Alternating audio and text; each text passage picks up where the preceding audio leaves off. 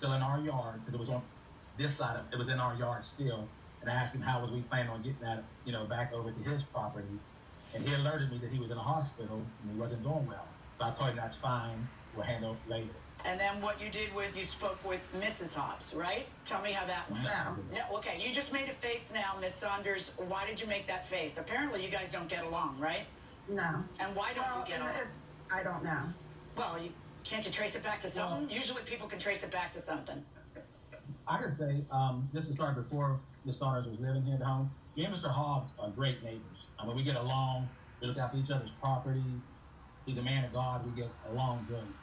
Mrs. Hobbs, to be nice, I would say opposites attract. So she's a polar opposite of Mr. Hobbs. So I didn't approach her with the situation because the third day that my home was built first. 3 days after living here, Ms. Hobbs called the police because my son was parked in front of her mailbox.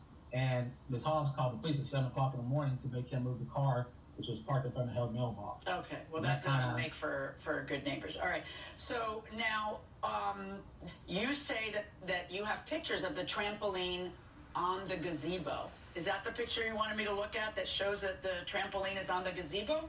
Yes. Is that the best picture you have to show me that the trampoline is on the gazebo? It was 4:45 in the morning, so it was very dark.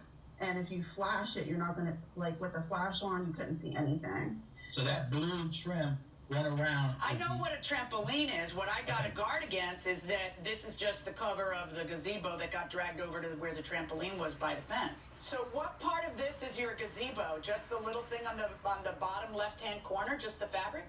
That is sitting on top of the gazebo. No, that's your conclusion. And I got to get to the same conclusion, right? Because this isn't an act of God. If you don't secure your trampoline and it goes to their property and damages something, you are responsible. It's not the same as a tree that God put on there. That's what makes the tree the act of God, that it's a natural thing growing and then a natural thing blows it.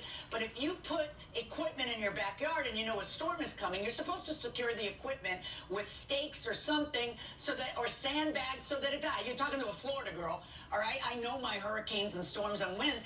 You're supposed to do that so it doesn't damage someone else's property, doesn't become a projectile. And in particular, a trampoline is like a parachute, right? Because the wind could come, so I get that. But I'd really like to see some pictures of that trampoline on your gazebo. So let me ask you, Ms. Hobbs, did that storm wake you up? Yes, ma'am. Okay, and did you ever look out to see what was happening and what the damage was while it was happening or no?